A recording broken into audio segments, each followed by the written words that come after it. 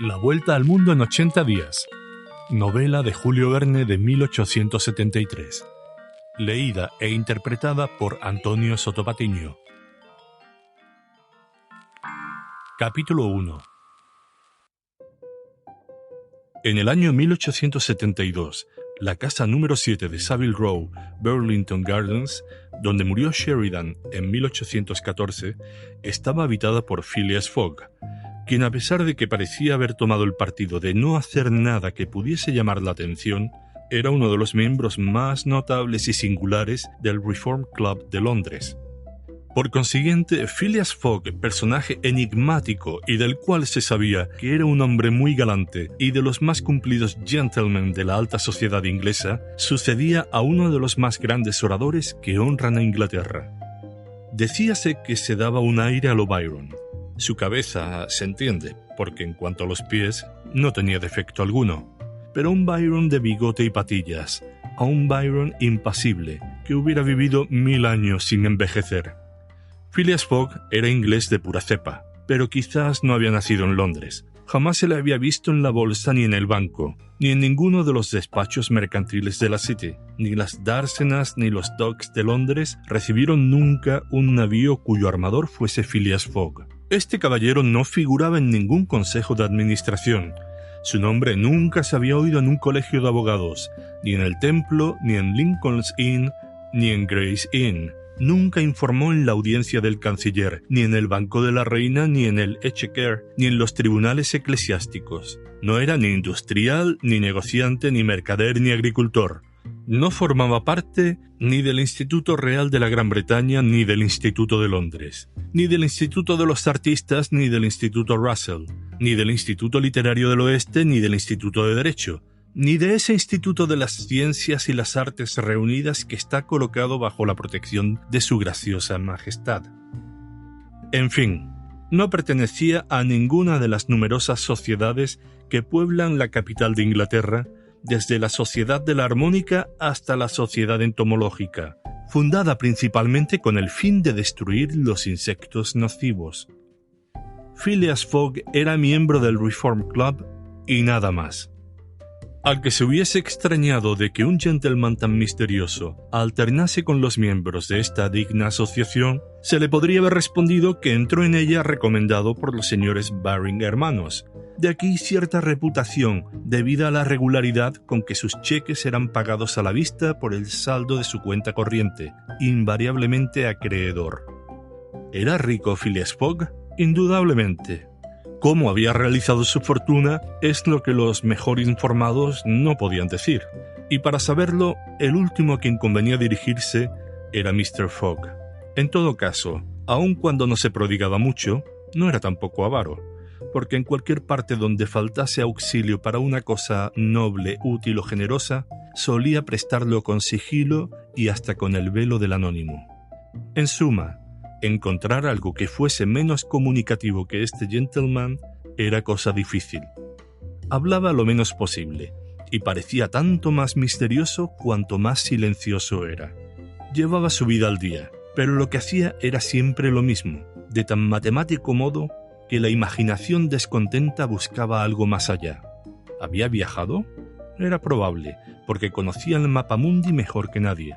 No había sitio, por oculto que pudiera hallarse, del que no pareciese tener un especial conocimiento. A veces, pero siempre en pocas breves y claras palabras, rectificaba los 1000 propósitos falsos que solían circular en el club acerca de viajeros perdidos o extraviados.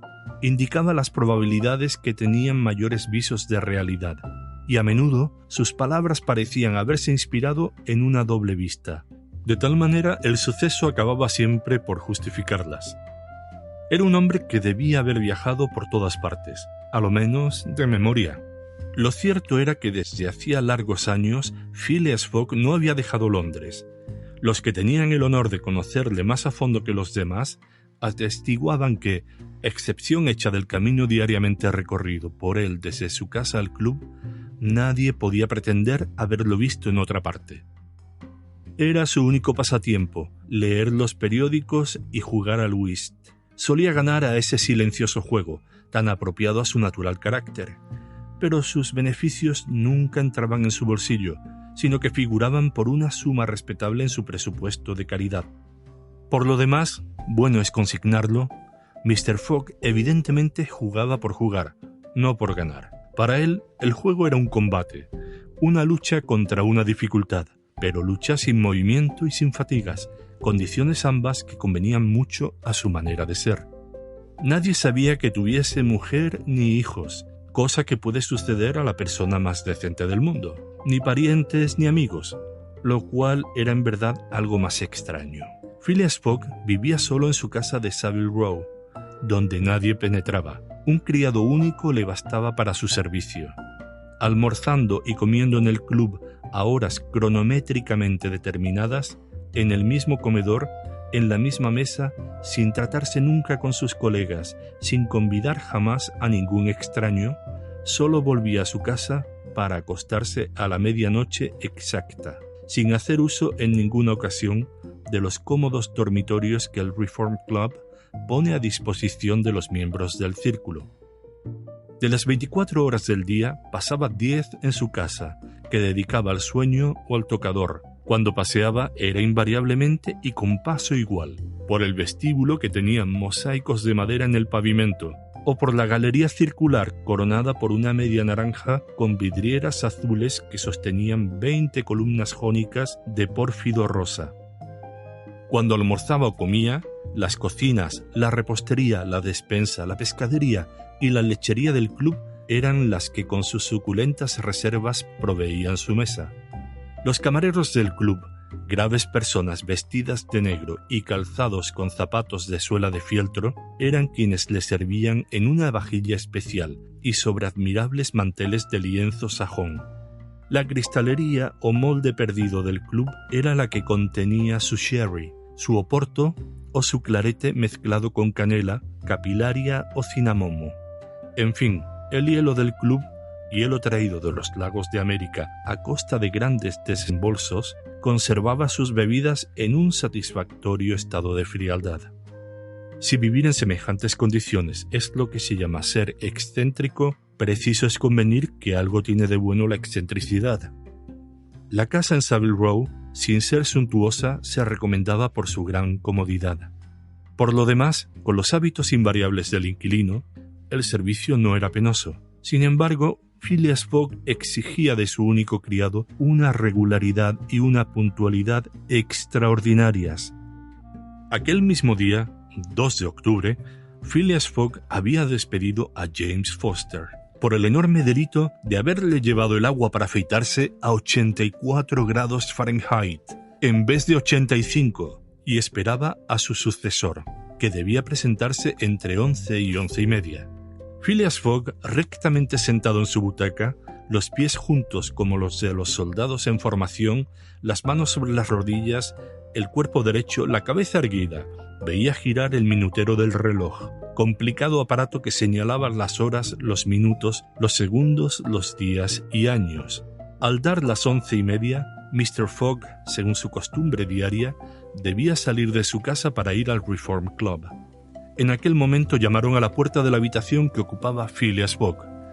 El despedido James Foster apareció y dijo: «El nuevo criado».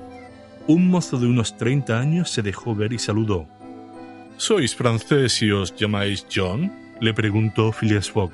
«Jean, si el señor no lo lleva a mal», respondió el recién venido.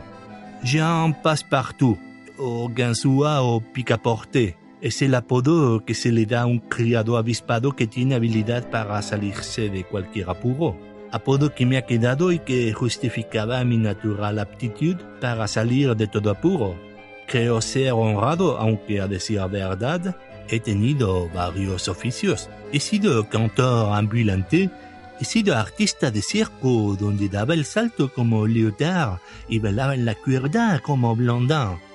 Luego, al fin de hacer más útiles mis servicios, he llegado a profesor de gimnasia y por último era sargento de bomberos en París. Y aún tengo en mi hoja de servicios algunos incendios notables, pero hace 5 años que he abandonado la Francia y queriendo experimentar la vida doméstica, Soy ayuda de cámara en Inglaterra, y hallándome desacomodado y habiendo sabido que el señor Phileas Fogg era el hombre más exacto y sedentario del Reino Unido, me he presentado en casa del señor, esperando vivir con tranquilidad y olvidar hasta el apodo de Picaporte o Passepartout. Picaporte me conviene, respondió el gentleman. Me habéis sido recomendado. Tengo buenos informes sobre vuestra conducta. ¿Conocéis mis condiciones? Sí, señor. Bien, ¿qué hora tenéis? Las 11:22, respondió Picaporte, sacando de las profundidades del bolsillo de su chaleco un enorme reloj de plata. Vais atrasado. Perdóneme el señor, pero es imposible. Vais 4 minutos atrasado. No importa. Basta con hacer constar la diferencia. Con que desde este momento, las 11:29 de la mañana, hoy miércoles 2 de octubre de 1872, entréis a mi servicio. Dicho esto, Phileas Fogg se levantó, tomó su sombrero con la mano izquierda, lo colocó en su cabeza mediante un movimiento automático y desapareció sin decir palabra. Picaporte oyó por primera vez el ruido de la puerta que se cerraba. Era su nuevo amo que salía. Luego escuchó por segunda vez el mismo ruido. Era James Foster, que se marchaba también. Picaporte se quedó solo en la casa de Savile Row.